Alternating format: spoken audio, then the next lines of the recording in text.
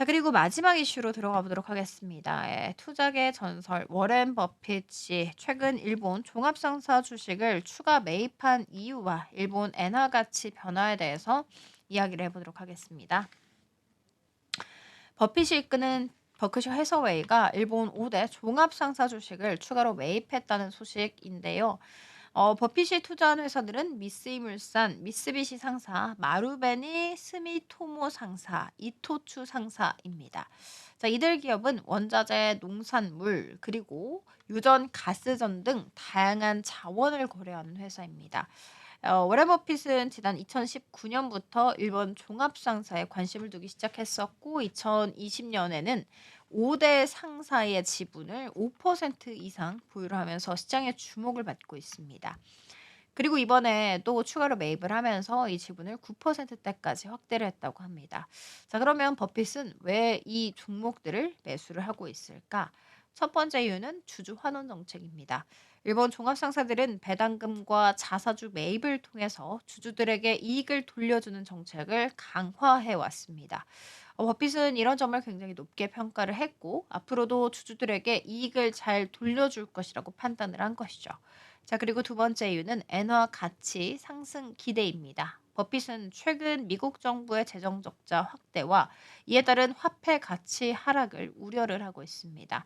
일본 엔화가 상대적으로 좀 안전한 자산이 될 수 있다고 본 것이죠.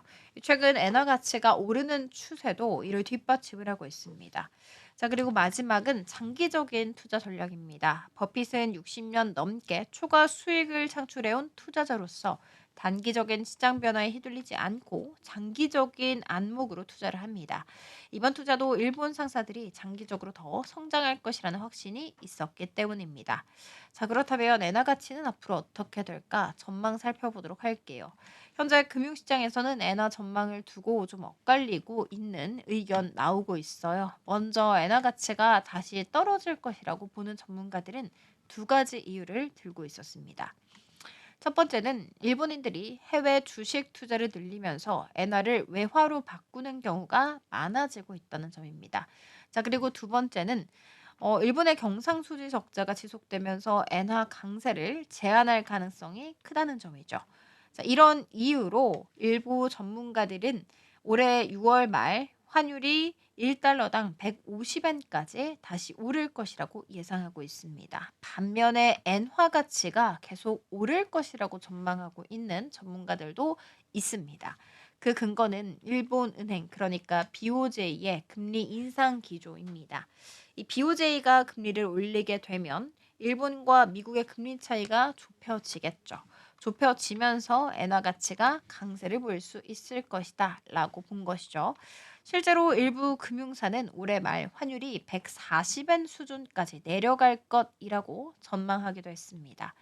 또한 미국 경제 정책도 엔화 가치에 영향을 미칠 수 있습니다. 예를 들어서 도널드 트럼프 대통령이 관세 정책을 강화를 하면 미국 경제에 영향을 미쳐서 달러 가치가 하락할 가능성이 있습니다. 이렇게 되면 상대적으로 엔화 가치가 오를 수 있겠죠. 자, 그러면 정리하자면 버핏의 일본 종합상사 투자 확대는 주주 환원 정책, 엔화 강세 기대, 장기적인 투자 전략에 따른 결정이라고 볼 수가 있습니다. 그리고 일본 엔화 가치는 금리 인상과 미국 경제 정책에 따라 변동성이 클 것으로 보입니다.